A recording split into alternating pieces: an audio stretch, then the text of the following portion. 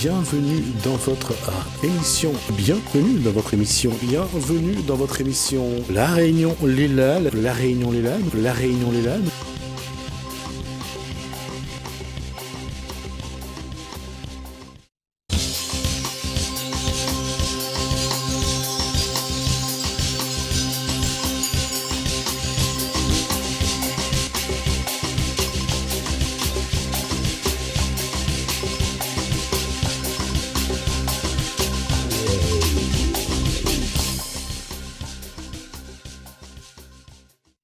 Bonsoir à tous, bienvenue dans notre émission La Réunion Léla.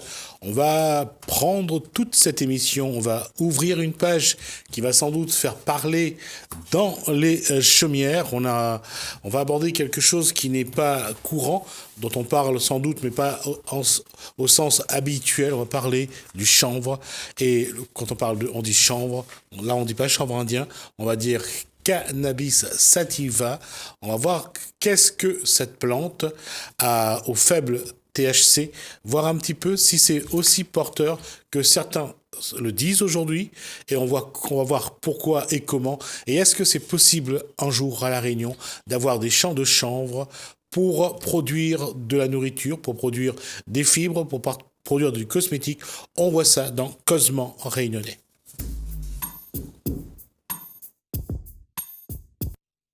Pour en parler, deux invités. D'abord, Jean-Michel Espel. Bonsoir. Bonsoir. C'est lui qui porte ce projet, c'est lui qui va nous dire un petit peu. On a regardé le projet qu'il a écrit, qu'il a rédigé. On va parler avec lui. Et pour nous accompagner ce soir, Antoine Fontaine, qui connaît aussi ce sujet. Bonsoir Antoine Fontaine. Bonsoir. Ma première question, c'est toujours quand on parle de chanvre, tout le monde pense tout de suite à Zamal. On va juste faire un petit point.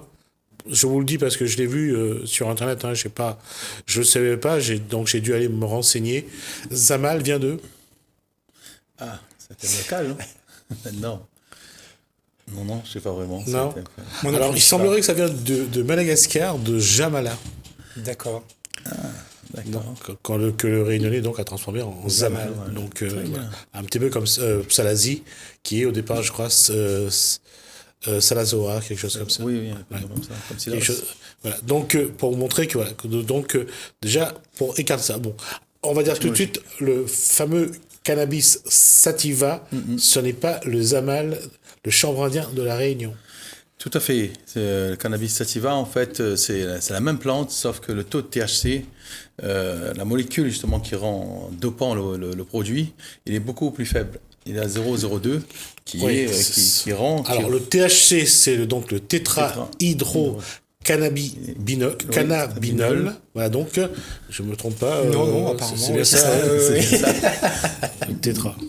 Donc, c'est ce qu'on appelle donc, le fameux THC. Oui. Donc, c'est ce fameux THC qui transforme la plante parfois en psychotrope. C'est son taux, en fait. Son taux de THC qui fait que c'est un psychotrope. Si la plante a un taux à 0,02, là, c'est accepté. Là, on appelle du chanvre. Si son taux il est au-dessus de 0,02 qui devient après, soi-disant, dopant, drogue, là c'est du cannabis. D'accord. Antoine Fontaine m'a lâché tout à l'heure quelque chose que je ne connaissais pas. Le SDB. Le CDB. Oui, il y a le CDB aussi. Le CDB, le cannabinoïde, j'ai plus la terminologie exacte en tête, mais qui lui n'a pas d'effet psychotrope, hein, je crois, mais qui se retrouve également dans la plante, qui a plutôt un effet calmant en fait. C'est vrai qu'il faut dire que le chanvre, dit Zamal ici à La Réunion, mais c'est pas tout à fait la même chose. C'est quand même l'une des plus vieilles plantes de l'histoire de l'humanité qu'on retrouve dans toute l'humanité. Exactement. Depuis presque 2000 ans avant Jésus-Christ. Oui. C'était une plante déjà qui était utilisée à différentes fins. Tout à fait, médical surtout. Mais c'est du cannabis, hein. C'est vraiment le côté dopant. Parce qu'en fait, à l'époque assyrien... je dirais plutôt euphorisant dans ce moment-là ou plutôt dopant alors c'est un calmant, donc comme c'est un calmant, ça devient un drogue, ça calme les douleurs. Enfin, à l'époque, chez les Assyriens, ils utilisaient ça. C'est plus un analgésique qu'autre chose alors. Oui, c'est un antidouleur. Oui, c'est un antidouleur. C'est vraiment une plante médicinale dans le fondement. Mais il y a quand même un côté psychotrope quand même. Parce que faut se rappeler au début des années 1900, lorsqu'on a commencé à injecter de la morphine aux gens pour les pour les calmer, parce que de calmer la douleur, il y a eu vite ce côté addictif qui s'est révélé aussi. Donc, il y a mais ceci étant, lorsqu'on parle d'addictif, dites-vous que la première addiction qu'on a, c'est la nourriture. Oui, tout à fait. D'accord ? Donc, finalement, tout est addictif, y compris ce qu'on ajoute dans les produits, que ce soit les produits alimentaires, la cigarette, ce qui rend addictif. Il faut savoir que le sucre est sans doute un des éléments les plus addictifs que l'on connaît. C'est vrai. Tout à fait. Même presque un poison, je dirais moi. Voilà, parce que tout le monde se met au sucre lorsqu'il y a un problème. Exactement. Mais après, addictif, oui et non. Après, tout dépend vous parliez de morphine tout à l'heure. Hein. La morphine, c'est quand même déjà quelque chose de transformé, de chimique. Tout à fait. La plante en elle-même, à la base, elle n'a pas forcément, si vous voulez, comme principe d'être addictive ou d'être addictif, pardon. Donc, c'est vrai que c'est un débat intéressant qu'il faut mener, je crois, parce que faut pas avoir de langue de bois sur le sujet ou se cacher derrière son petit doigt, parce que c'est vrai que c'est une plante qui a de multiples usages. Alors aujourd'hui, on voit uniquement l'effet délétère, et ça, c'est une réalité aussi, que ça peut avoir sur la société en général, mais il n'empêche que derrière, il y a aussi des ambitions économiques, des ambitions nutritionnelles. C'est vraiment une plante intéressante. Il y a aussi une réalité, c'est l'alimentation du peuple de la Terre. On sait qu'il va falloir nourrir de plus en plus de monde dans les années à venir, donc il faudra trouver les aliments. Je vais juste revenir sur quelque chose, lorsqu'on dit qu'il faut en parler. N'oublions pas qu'il y a des endroits où la feuille de pavot est consommée telle quelle. Il y a des femmes, les cueilleuses mâchent la feuille de pavot. Donc là, il n'y a pas encore comme il n'y a pas de transformation du pavot en cocaïne, je me trompe, je me trompe pas, c'est bien ça. Oui. Donc il n'y a pas d'introduction de produits chimiques. Donc la feuille de pavot est moins toxique et surtout moins addictive, quoi. Donc c'est ça qui est intéressant. Et c'est pour ça que lorsqu'on parle de chanvre aujourd'hui, on va dire que le débat a quand même beaucoup avancé, parce que on n'arrête pas de se poser cette question en métropole. Faut-il, oui ou non, dépénaliser le cannabis ? L'exemple de la Californie montre que, pour l'instant, ça a l'air de bien marcher. Il n'y a pas de dérive. Ça ramène même de l'argent à la collectivité. Maintenant, est-ce que si à La Réunion, on plante du chanvre, la question est simple. Est-ce que demain, si on plante du chanvre à faible THC, est-ce que demain, des petits malins vont mettre entre ces plantes-là du chanvre à ce moment-là à un taux, à un THC interdit? Moi, personnellement, là-dessus, je suis pour les deux. On garde le cannabis sativa pour la construction, pour le côté économique là-dessus. Ouais. Mais après, on demande aussi à l'État pourquoi il ne prendrait pas une région pilote pour faire le cannabis médical. Ça existe. En Espagne, ça vient d'être mis en place. Ça a commencé par la Suisse. Voilà, la janvier 2018, c'est l'Espagne qui a décrété que pour lui, c'est bon le cannabis médical. Alors pourquoi nous, La Réunion, ne serait pas une région pilote? Oui, mais le problème du médical, c'est qu'à chaque fois qu'on dit médical, les gens trouvent toujours un moyen pour détourner le produit. Peut-être, mais toute chose peut être détournée. Mais là, on peut l'utiliser pour le cancer, on peut éviter des médicaments. On fera directement la transformation chez nous-mêmes, ça va utiliser tout de suite. Non, ce ne sera pas pour tout de suite parce que les laboratoires ne tiennent pas encore. Un circuit direct, si on demande une dérogation. Oui, mais le problème, c'est qu'il y a le lobby des laboratoires pharmaceutiques qui veulent absolument gagner de l'argent sur tout ce qui se fait. Tout à fait, mais là, aujourd'hui, on est quand même en politique. Donc, c'est des campagnes politiques, les municipales qui arrivent là, nos maires sont convaincus que ce produit-là peut être un produit économique pour la ville, comme Saint-Paul, les grandes communes, le port, où on peut utiliser des endroits comme le bord, les berges des rivières pour faire les plantes. Et après, on voit que les agriculteurs, pour faire leurs parcelles avec des drones qui surveillent les trucs. On va revenir là-dessus dans un instant parce que j'aimerais bien voir montrer tout l'aspect écologique, économique, environnemental là-dessus. Mais je voudrais juste terminer sur quelque chose. On est bien d'accord que le chanvre que propose Jean-Michel Espel dans son projet, parce que c'est un projet qu'il va proposer à 1 ou 2 maires à La Réunion, c'est de produire le cannabis sativa, c'est-à-dire c'est un chanvre avec des fibres pour faire du textile. Alors on va juste voir le cannabis sativa, c'est-à-dire donc à 0,02 de THC, donc qui n'est pas comme le zamal, oui, tout à fait. Ça peut produire. On va vraiment prendre le temps de dire tout ce que ça peut produire. D'abord, il y a les graines. Oui, tout à fait. Les fameux chénevis. Les graines, c'est bon pour le corps. Hein. C'est bon pour le corps. Il y a les protéines, il y a les glucides, il y a tous les éléments. Et d'ailleurs, c'est une des graines les plus complètes au niveau nutritionnel. En magnésium, phosphore, potassium, vitamines. Pas trop vite. J'aimerais bien qu'on prenne le temps de d'énumérer. Si tu veux, le chanvre. Alors, la seule nourriture qui fournit les besoins nutritionnels de l'homme. Dans une seule source, le seul aliment qui peut soutenir la vie sans aucune autre source de nutrition. Avec le cannabis. Ça veut dire donc cette graine contient du protéine. Voilà, protéine, il y a tout ce qu'il faut pour tenir le corps. Donc c'est suffisant. Ouais. Comme avant, il y avait les cueilleurs, les pêcheurs-cueilleurs à l'époque des Homo sapiens. Donc, et là, avec les graines, c'est suffisant. Donc cette graine, étant qu'aliment, contient 35% de glucides, 30% de matière grasse, 35% de fibres. Donc du calcium, magnésium, phosphore, potassium et vitamines A, B1, B2, B3, B6, C, D et E. Et en particulier, seulement 8% de graisse saturée. Donc, pour le corps, c'est suffisant.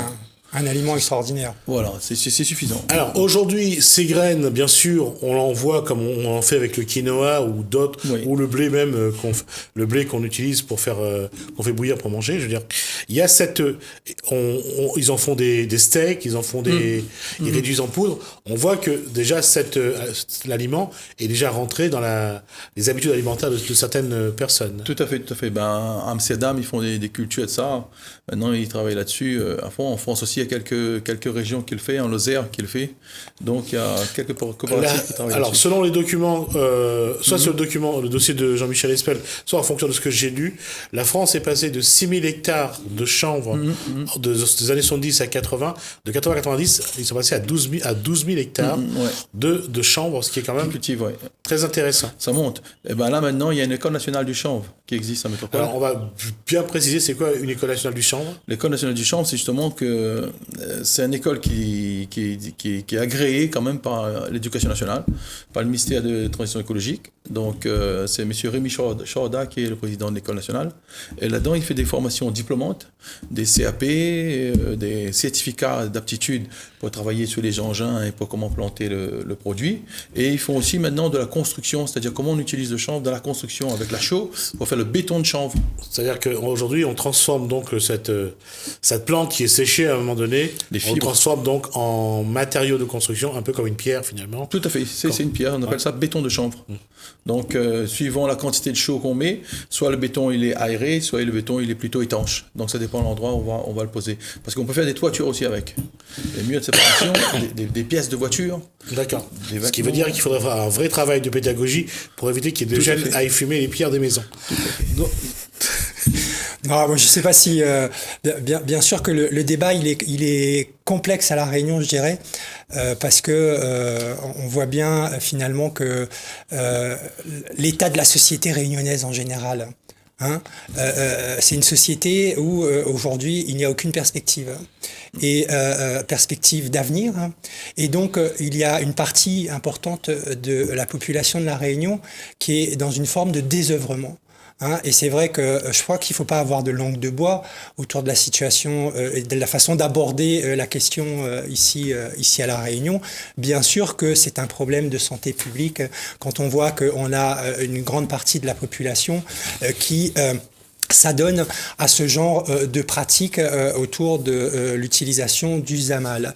Mais il y a quand même aussi une forme d'hypocrisie de la part de l'État, je dirais, et de nos politiques, c'est que l'alcool aujourd'hui, c'est également un fléau qui existe.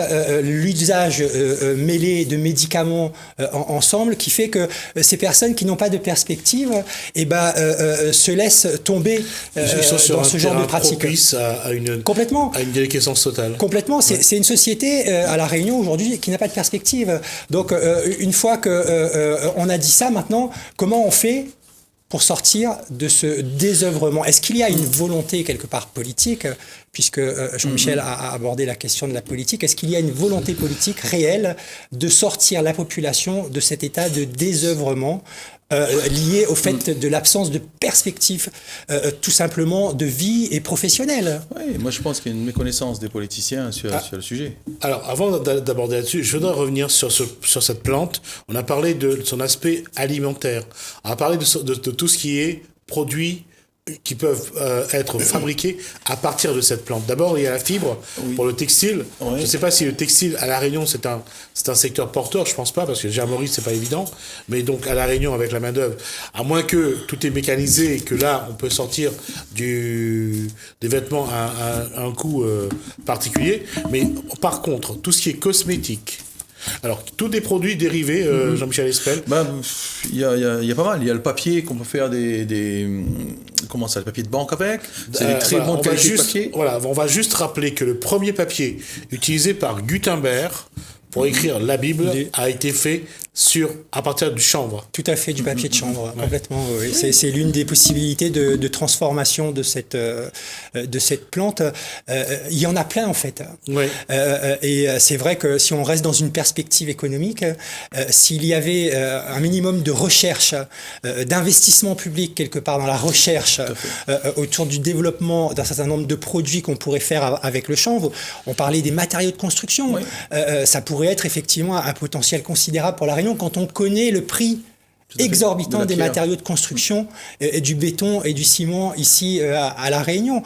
Mais tout dépend de la volonté politique qu'il y a effectivement à ce qu'on puisse créer de l'emploi et mettre en l'air quelque part ce territoire. Hein. Et puis autre chose encore que je voulais dire, c'est que puisqu'on peut fabriquer des parpaings, on peut fabriquer des récipients de cuisine. Tout faire. Au lieu de faire des boîtes en plastique à tout bout de champ et à partir d'hydrocarbures, là je pense qu'on a les moyens de faire des, comme c'est déjà actuellement, hein, à partir du maïs en Inde, je crois, ils fabriquent des couverts, des assiettes à partir de. Ils font maintenant aussi des bouteilles à base de canne. Voilà, également ça aussi. Mais c'est bon pour montrer qu'aujourd'hui il y a une possibilité de faire ces choses-là, et c'est vrai que construire des barquettes, construire des couverts, construire des bols ou des récipients pour mettre la nourriture dedans à partir du chanvre, c'est beaucoup plus sain que de mettre sa nourriture, surtout quand elle est chaude, dans des boîtes en plastique, sachant qu'on va prendre quand même un peu d'hydrocarbures en même temps que le repas.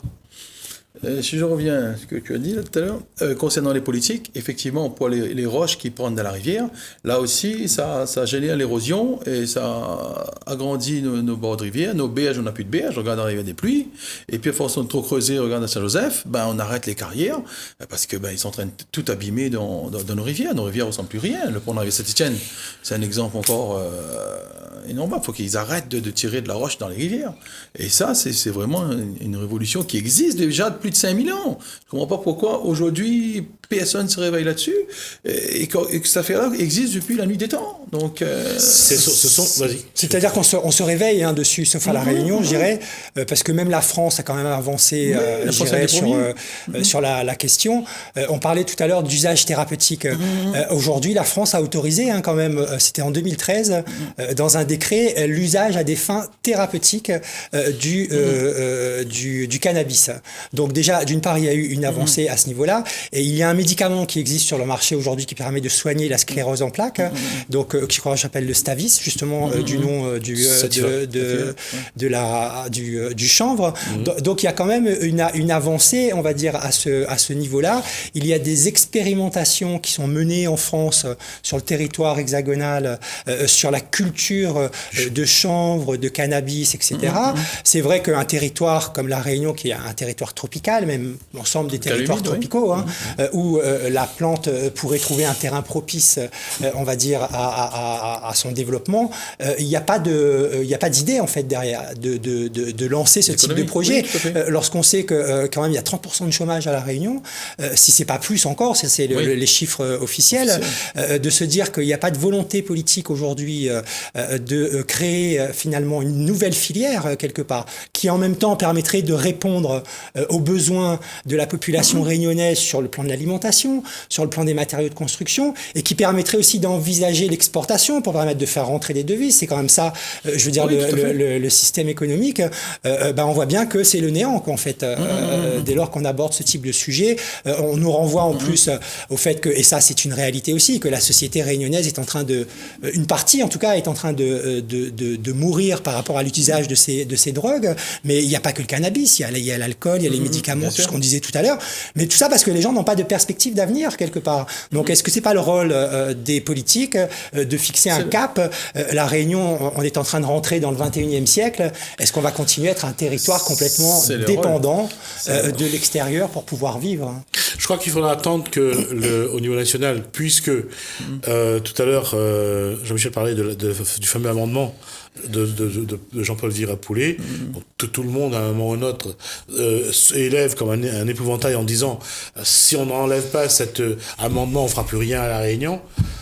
Faut croire que chacun a droit de vivre avec ses fantasmes aussi, mais il y a une chose qui est claire quand même, c'est que le sujet du cannabis revient de plus en plus, de manière de plus en plus récurrente sur le sujet au niveau national. On en parle, il se pose la question de savoir qu'est-ce qu'il faut faire.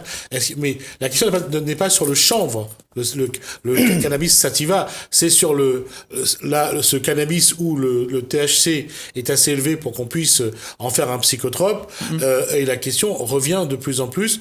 Est-ce qu'il faut d'abord passer par là? J'ai l'impression qu'il faudra d'abord passer par là parce que sinon, je crois que personne ne franchira le pas. Mais il y a une réalité, c'est que le chanvre aujourd'hui est cultivé en métropole. Je pense que j'ai la région là.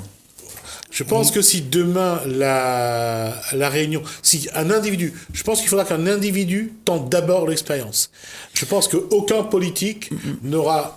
Je ne critique pas, non. Là, par contre, je ne critique pas. Je peux comprendre la posture du politique sur ce qu'on appelle le cannabis qui, lui, a du cannabinoïde et qui est un psychotrope. Et c'est vrai que là-dessus, c'est pas simple. Mais toutefois, il y a une réalité. Je pense que Jean-Michel Espagne qui a créé qui a porté ce projet, avec qu'est-ce qu'il faut aujourd'hui pour qu'il y ait des moyens pour que ce projet puisse se faire. Alors moi, ce que j'ai fait, le 3 mai, il y a eu un appel à projet à la région qui était lancé sur l'économie séculaire. Donc j'ai répondu le projet avec ces éléments-là. Bon, je vais être auditionné avec 2 dames de la commission, une de l'ADEME, l'autre de la région. Donc je viens de Mayotte, je viens être auditionné. Qu'est-ce qu'elles me disent? Elles sont pas compétentes. Voilà, juste la phrase qu'il faut, elles sont pas compétentes. Elles m'auditionnent pour me dire qu'elles sont pas compétentes. Alors, et puis m'envoyer un mot pour me dire, bon voilà, votre affaire est trop pointue, c'est plutôt du domaine politique, donc... Et maintenant, ils m'envoient un mail avant-hier pour me dire de réorienter mon projet pour passer la phase suivante. Mais qu'est-ce que je dois comprendre là-dedans? Pour moi, il y a anguille sous roche, donc je ne vais pas étaler l'affaire. Jean-Michel Espagne craint qu'on lui prend son projet ou pas? Tout à fait. D'accord. Tout à fait. Mais il y a déjà un gars sur le circuit là qui fait des petites apparitions. Je ne connais pas trop ce qu'il fait vraiment, mais j'ai vu sur Facebook qu'il a fait une séance dans l'Est et dans l'Ouest sur le chanvre, un gars du Sud. Et bon, ça c'est son truc à lui. Moi, ce que j'ai poussé le truc depuis le début, de la plantation jusqu'à l'économie, comment amener nos publics sans emploi là-dessus. Donc, pour répondre à ta question, comment développer ça? Il faut passer par les politiques. Il faut passer par les politiques parce que, justement, si l'amendement Virapoulet était quelque chose qui fonctionnait... Pourquoi l'amendement Virapoulet pose un problème? Alors, l'amendement Virapoulet pose un problème pour moi, sur déjà un point. On a le PPAI. On a des endroits... Alors, le plan pluriannuel... Non, plan prévention des risques d'inondation. Voilà. Ça, c'est PPAI. C'est un document d'urbanisme. Je pensais que c'était le PPA. Donc, c'est la DEAL qui donne ce document. La DEAL est chapeautée par la préfecture. C'est un organe décentralisé de la préfecture. Donc, eux, quand ils donnent la feuille de route comme ça change pas, c'est comme ça, c'est pas autrement. Rouge, c'est rouge, orange, c'est orange, bleu, c'est bleu. On bouge pas le bateau. Mais oui, mais ces gens-là, ils vivent pas localement, ils sont pas dans le chômage. Non. Moi, l'amendement Virapoulet, je vais le retirer. Pourquoi? Parce que, justement, ces PPAI, là, qui est jugé par 2-3 technocrates qui ne connaissent pas trop le terrain, qui disent « Ah ben non, là, il y a trop de ravines, donc on peut rien faire ». Mais de quel droit, eux, ils jugent ça? Nous, économiquement, on peut travailler là-dessus. Oui, non, attends, il ne faut pas non plus aller trop vite, là. Il y a quand même une chose qu'il faut voir, c'est qu'il y a la DEAL, il y a le fameux plan. C'est pour les logements, c'est pour les habitations. N'oublions pas que nous sommes toujours sur le SAR, oui. le schéma d'aménagement régional, que du SAR découlent les PLU. Le SCOT d'abord. Comme quoi. Voilà. Non, c'est quoi le SCOT ? Le SCOT, c'est le schéma de cohésion territoriale. D'accord. Et ça, c'est pour le bassin comment dire, on va dire sectoriel. Il y a la CIRES, il y a TCO, il y a SINOR, voilà. D'accord, par zone géographique alors. Voilà. Et on a le PLU. Après, on a le PLU. D'accord. Mais tout ça est piloté par l'ADA. Oui, mais la question est simple. Quand on est regardez la distribution du foncier lors de la construction du SAR, comment ça se fait ? C'est la région qui va... Oui, mais on a des experts de l'Agora, on a des experts de la loi Ciolo, on a ces gens-là qui bossent avec l'ADA, qui déterminent le schéma, qui déterminent la carte géographique de la Réunion. Mais dans cette carte géographique, c'est vrai, c'est le PPAI, c'est plus pour les constructions de maisons. Mais moi, dans cette affaire-là, je dis, dans les ravines, là, pourquoi on laisse pas planter là-dessus, sur le bord de falaise ou sur le haut de falaise, ou dans les bords des berges des rivières? On a quand même quelques hectares récupérés là. Ça fait travailler les gens qui est sans emploi, qui est, comment dire ça, éloigné de l'emploi. Bon, on va dire comme il est, hein, les RSA et tout ça, ces gens-là ont besoin de travailler. Donc, si on veut faire travailler cette population qui est éloignée de l'emploi, mais je trouve que ces endroits-là où le PPAI, il dit que c'est en forte inondation, pas les lits de rivière, mais les berges ou bien les falaises qui sont pentues, on peut faire de la culture là. Voir que les agriculteurs qui... Qu'est-ce qui l'empêche ? C'est la loi.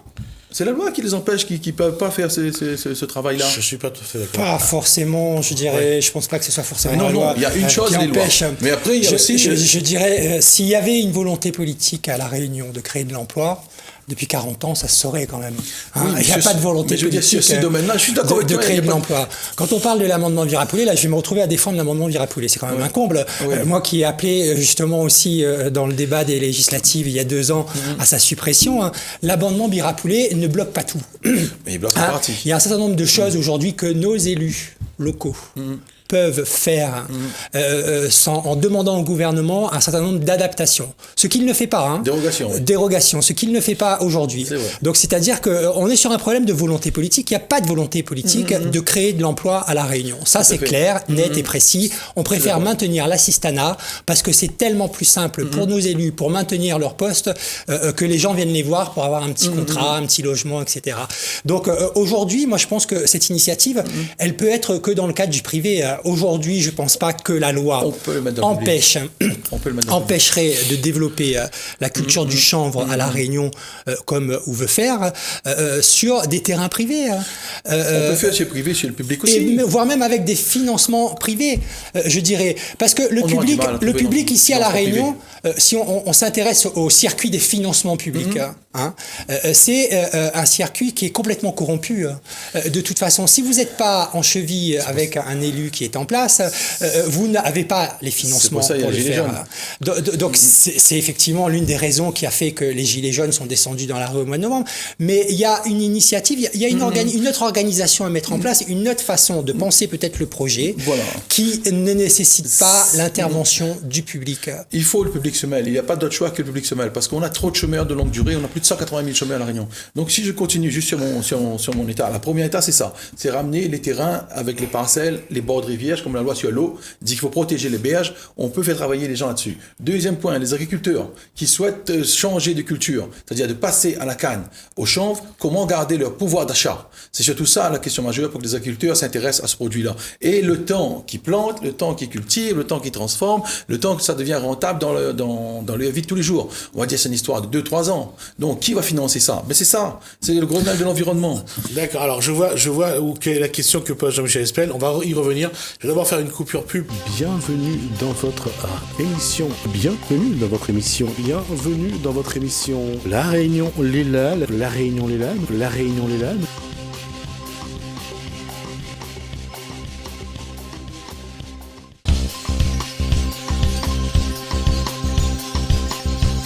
Alors, retour sur le plateau. Je crois donc qu'on est en train de discuter d'un projet porté par Jean-Michel Espel, qui aujourd'hui travaille à Mayotte. Il est venu défendre son projet ces jours-ci à La Réunion.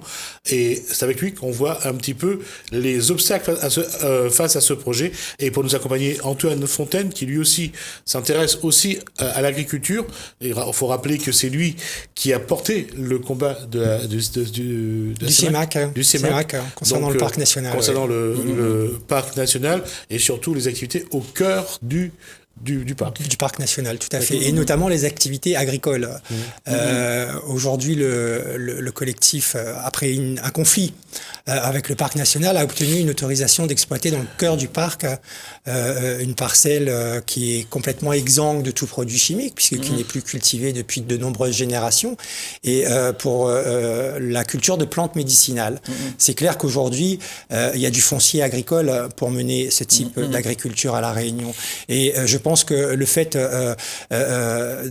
d'avoir un système politique, administratif, dont l'objectif n'est pas le développement de La Réunion, parce qu'on voit bien quand même depuis 40 ans, tout l'argent qui est injecté dans ce territoire au niveau de l'État, au niveau des fonds européens, ce sont des milliards d'euros. On voit bien qu'il y a quand même une situation du chômage qui est permanente, qu'il y a une pauvreté qui est permanente, donc on voit bien qu'il y a un système qui est mis en place pour que le développement d'activités économiques ne puisse pas se réaliser.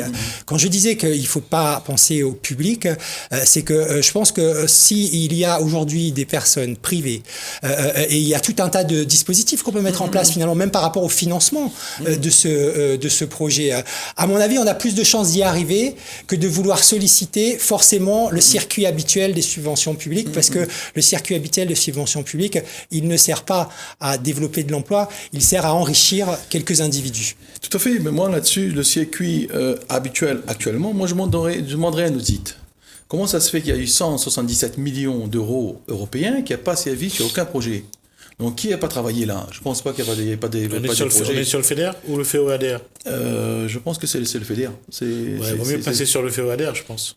Mais je crois que c'est les deux, parce que c'est 177 millions qui sont alloués pour les projets, quel que soit le projet, et qui n'ont pas été utilisés sur l'année 2018.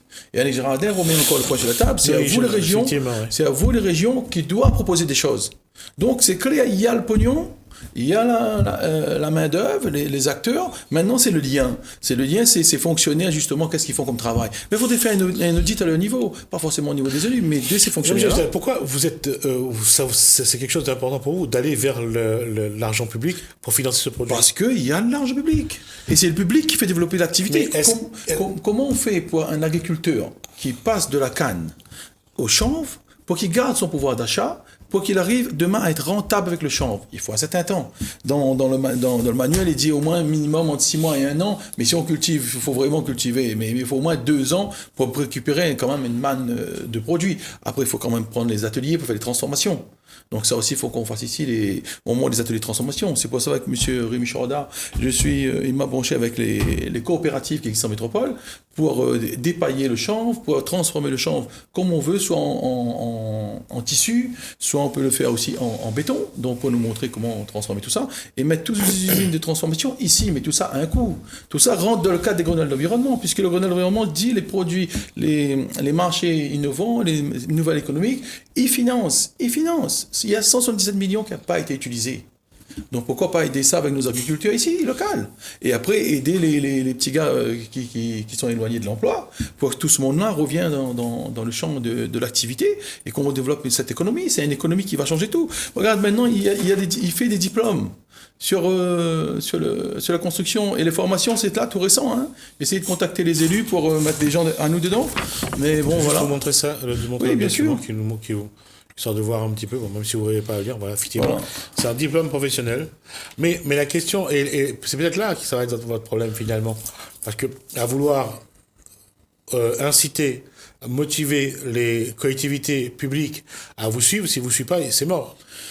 Malheureusement, mais pourquoi on nous dit qu'il y a 177 millions qui n'ont pas été utilisés, et pourquoi de l'autre côté on a un chômage massif, on a un produit bioressourcé qui plante au bout de 6 mois, 1 an, on coupe, ça repousse, on a un produit de matières premières qui fonctionne bien à La Réunion, que ce soit sur le terme médical, construction ou économie, on peut faire tout.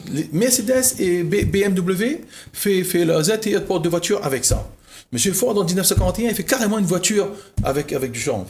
Maintenant, on fait des disques de frein avec ça.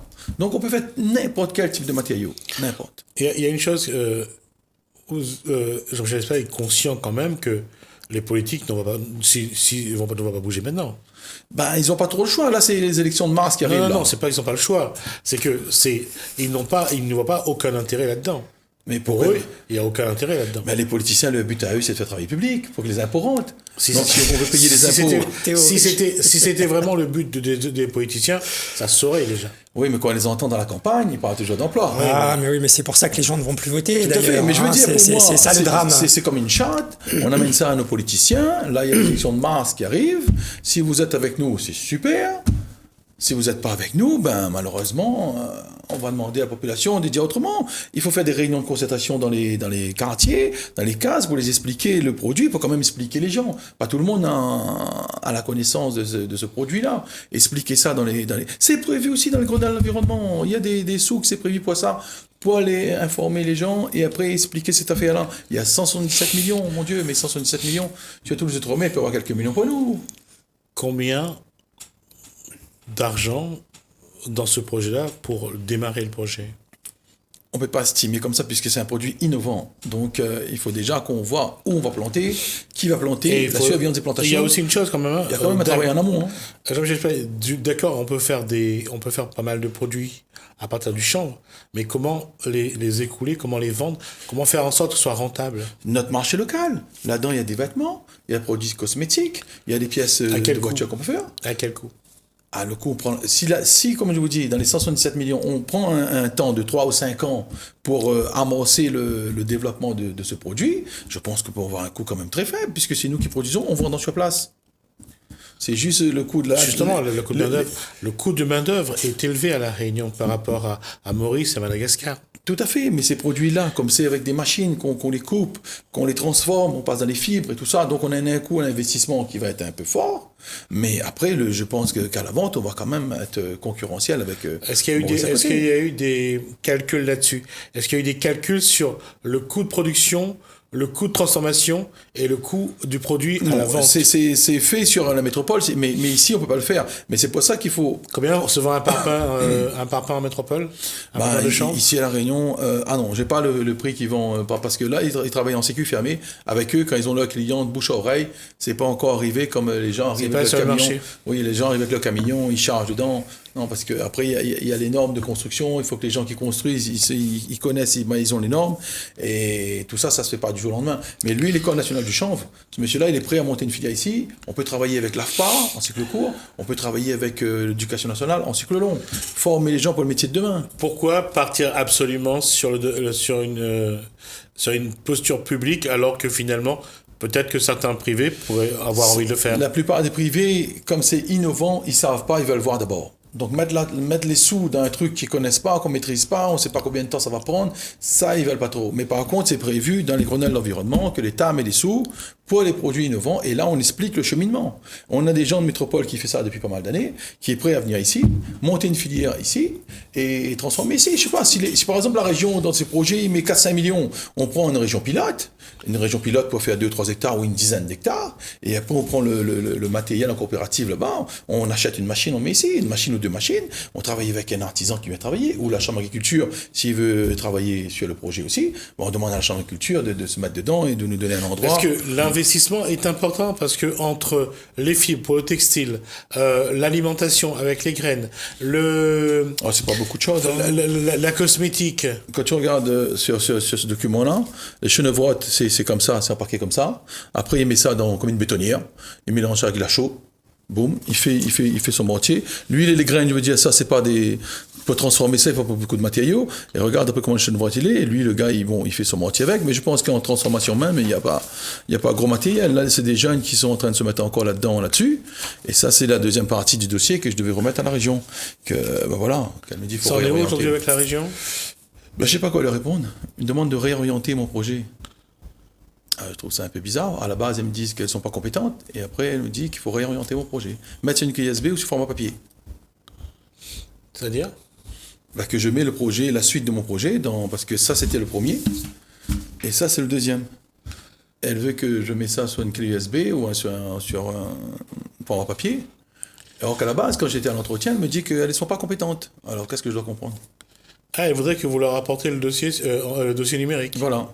Ou sur papier, ouais, les deux. Et là, vous sentez qu'il y a comme un blême? Pour moi, il y a un gros blême. Pourquoi la base me dit qu'elle n'est pas compétente alors? Et après, elle me demande de renvoyer ça. Voilà l'évolution du projet. Elle aurait pu me dire ça quand j'étais là-bas à l'audition. D'accord. C'est pour ça que, moi j'aime bien l'enthousiasme de Jean-Michel et je pense qu'il a raison d'avoir de grandes ambitions pour la Réunion. Maintenant, il y a un contexte aussi que je crois qu'il faut prendre en considération. L'absence de volonté politique de faire avancer le territoire, elle est réelle. Elle est réelle au niveau des élus locaux, elle est réelle au niveau de l'État, tout simplement français, de ne pas que ces territoires finalement se développent quelque part. Donc c'est vrai que partant de ces paramètres-là, je pense que ce projet, il est vraiment intéressant. Il faudrait peut-être envisager d'autres sources de financement, quitte à commencer à un moment donné, il faut bien un point de départ. Ouais, il faut bien commencer par le début, je dirais, et peut-être le début, c'est d'avoir des ambitions qui soient adaptées finalement au contexte local. Il y a tout un tas de projets aujourd'hui qui sont financés par l'intermédiaire de particuliers autour de ce qu'on appelle tout le crowdfunding et qui permet vraiment de mettre en place des projets qui sont peut-être au départ à taille humaine, je dirais, mais qui n'empêchent pas des perspectives d'évolution pour l'ensemble du territoire de la Réunion. Mais c'est vrai qu'aujourd'hui, pour connaître un peu le fonctionnement du système politique à la Réunion, pour l'avoir moi-même pratiqué, c'est évident que si derrière aussi il n'y a pas une pression quelle qu'elle soit, qui est menée, le projet restera à ce stade-là et c'est dommage parce que vous avez toute cette énergie. J'imagine qu'à côté de vous, il y a d'autres personnes aussi qui vous portent, qui ont aussi cette énergie, cette ambition pour la Réunion de développer de l'emploi, de développer de l'activité. Et c'est vrai que peut-être le revoir de manière différente ce projet. Tu vois, le Grenelle de l'environnement, il est clair. Et ces personnes qui m'ont auditionné, j'ai l'impression qu'ils n'ont même pas lu ce document-là. Ils ne savent même pas ce document de Grenelle de l'environnement, qui parle dans tous les domaines là-dessus. Tous les domaines. Et cette audition que j'ai eue, c'était pour quand même le projet d'économie séculaire. Donc, si on a un projet d'économie séculaire, il finance soit 100 000 euros, ou soit un peu plus, suivant l'importance du projet, suivant les partenaires qu'il y a dans le projet, mais ils mettent sur la table. Mais maintenant, de me dire qu'ils ne sont pas compétents et après de réorienter le projet, là, je ne comprends pas. Mais moi, je m'appuie toujours là-dessus. Je vais te laisser le document si tu veux après, que tu verras, pareil, je sais pas, Waro, c'est ça? Fontaine. Oui. Ça, il explique bien que le pouvoir public met tout à disposition. Annick Girardin, qui a été là le 27 novembre, elle a dit c'est aux régions de trouver leurs mesures spécifiques. Monsieur Macron, quand il a fait son audition à la télé, il a dit exactement la même chose. Chacun trouve ses solutions. Alors pour moi, ça, c'est une solution. Maintenant, il faut effectivement que nos pouvoirs politiques abondent dans ce sens. Leur faire une audition, qu'est-ce qu'ils en pensent de ça? Tous nos politiciens, il y a combien? 24 000 qui arrivent là. Tous les candidats, et puis les présidents des... Vous n'allez pas pouvoir les forcer à faire ça? Non, pas les forcer, mais savoir leur avis là-dessus. Pourquoi ils n'ont pas leurs techniciens qui travaillent dans leur bureau, qui fait sortir ces projets-là, puisque l'Europe dit que si on amène des économies circulaires innovantes, ils financent. Ben alors où est le problème? Moi, pour moi, c'est financer les agriculteurs pour qu'ils changent de métier. Il va nous rester 7 minutes pour pouvoir aller au bout de cette émission. Alors, on va essayer de remettre les choses en place.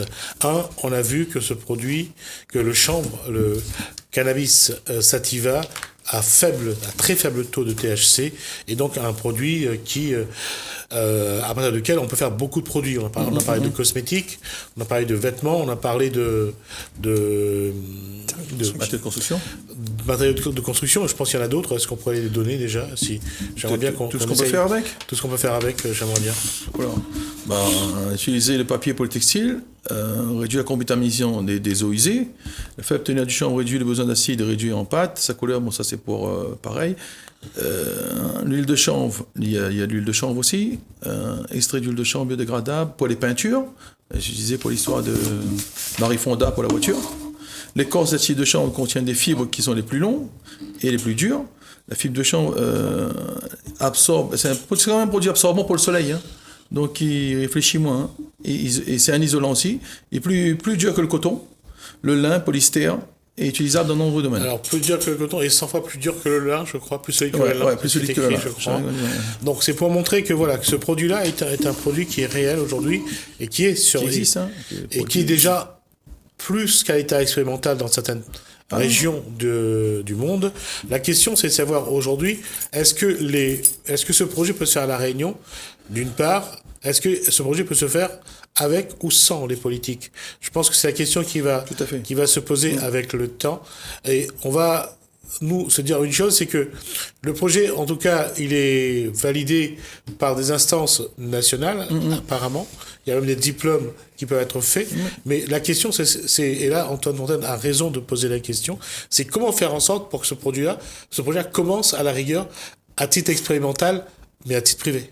Ah bah complètement, enfin dans le contexte actuel et vu l'absence de volonté, on va dire politique, c'est vrai que c'est de partir au départ peut-être sur un projet qui est un peu moins ambitieux, même si l'horizon qui est le vôtre, il est haut et c'est important d'avoir de grandes ambitions, mais c'est vrai qu'il faut tenir compte des conditions du contexte local, où on voit bien qu'il n'y a pas de volonté politique de développer le territoire de la Réunion, que finalement, si la lutte contre le chômage était réelle, ça fait bien longtemps, avec tout l'argent qui est injecté dans le territoire, qu'il y aurait quasiment pas de chômage dans cette île.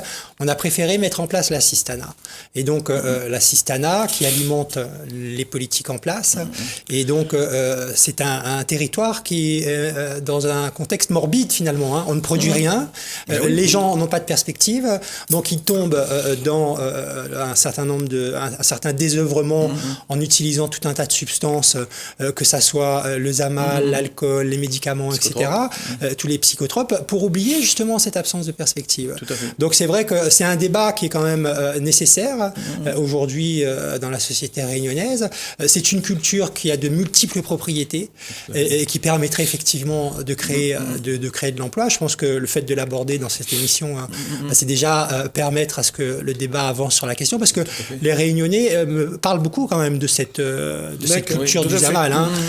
Moi, j'ai déjà eu l'occasion de débattre avec certaines personnes. Il y a les pour, il y a les contre, mais il y a un débat réel dans la société réunionnaise autour de la culture du cannabis en général. Parce que ça, l'avantage, c'est qu'on peut utiliser quand même ce qui se fait en métropole en termes de matériel pour pouvoir transformer le produit. Ça, c'est quand même un avantage. Donc, on peut l'acheminer ici et puis le travailler ici. Et aussi, il reste 7 minutes, il y a la terre aussi. Il reste 2 minutes. C'est un matériau de construction aussi, la terre qui est breveté par les CSTB, qu'on peut travailler la terre et le chanvre aussi avec. Donc, c'est encore moins cher pour la construction. Donc, vous voyez. Non, on est d'accord sur Michel, on est d'accord sur les éléments avancés. La seule chose, c'est la façon de le mettre en place. Pour moi, l'idée, c'est là, la campagne municipale arrive pour les élections municipales. On fait une charte, on va dans les communes et puis on demande les candidats, ceux qui sont pour, ceux qui sont contre. Et bien après, ils mettent leur... Il faudra leur expliquer d'abord. Tout à fait, s'il faut les expliquer, on les explique tous les candidats des 24 communes. Parce que les 24 communes sont intéressées par ça. Parce que la question que... Tout le monde a du chômage. Hein. La question qui est là aujourd'hui, il ne faut pas le lancer comme ça parce que ça ne va pas proposer des métiers tout de suite. Il faudra du temps, il faudra expérimenter. L'objectif est là. C'est vrai que ça peut proposer de l'emploi. Mais pour l'instant, ce n'est pas il faudra quand même quelques années avant que ça soit rentable. Excuse-moi de couper Gismi. Je reviens encore sur le Grenelle de l'environnement. Il y a ces fameuses 177 millions qu'on peut taper dedans. Oui, donc on tape ce qu'on a besoin pour un plan sur 5 ans. On paye les agriculteurs, on paye les gens qui sont au chômage à longue durée et on tape là-dedans. On peut budgétiser ça. On peut. Mais il faut que la région donne le feu. Michel, on est deux sur une posture différente à toi. Ce projet ne peut se faire qu'au privé. Et toi, tu penses qu'il y a les moyens, ce qui est vrai, tu as raison, et tu penses qu'il faut qu'ils mettent de l'argent dedans. Que tu aies les moyens, c'est vrai, que qu'ils mettent de l'argent dedans, ça, c'est autre chose. Ça, c'est prévu. Les Grenelle de l'environnement, là, il y a 177 millions. 177 millions qui ne sont pas utilisés. Apparemment, les élus ne l'ont pas lu. Ils le savent tout, hein, c'est sur Internet, c'est partout. Je suis désolé. Donc on arrive à la fin de l'émission. On aura l'occasion de revenir là-dessus. En tout cas, on a pris le temps d'en parler. Je voulais vraiment qu'on aborde ça et non pas rapidement. On a pris quand même 52 minutes pour débattre, pour expliquer. Donc voilà. On verra ce que la population, ce que les élus, s'ils ont eu le temps d'étudier le dossier, de voir un petit peu ce que ça... C'est vrai que c'est porteur d'espoir. Maintenant, est-ce que ça aboutira ou pas? On verra ça en tout cas en temps voulu, et on verra si les élus s'y intéressent. Merci Jean-Michel Espert. Juste que tu es venu de Mayotte pour présenter ce projet-là ici sur le plateau de Télé Créole. Merci Antoine Fontaine de nous accompagner à chaque fois et de pouvoir trouver un équilibre là-dessus. Merci à vous. J'espère que vous avez trouvé un intérêt. C'est vrai qu'aujourd'hui, le cannabis sativa est porteur de grands espoirs. On verra avec le temps qu'est-ce qu'il en sera sur le sol réunionnais. Merci à vous de nous avoir suivis. Merci. Bienvenue dans votre émission. Bienvenue dans votre émission. Bienvenue dans votre émission. La Réunion Lélane. La Réunion Lélane. La Réunion Lélane.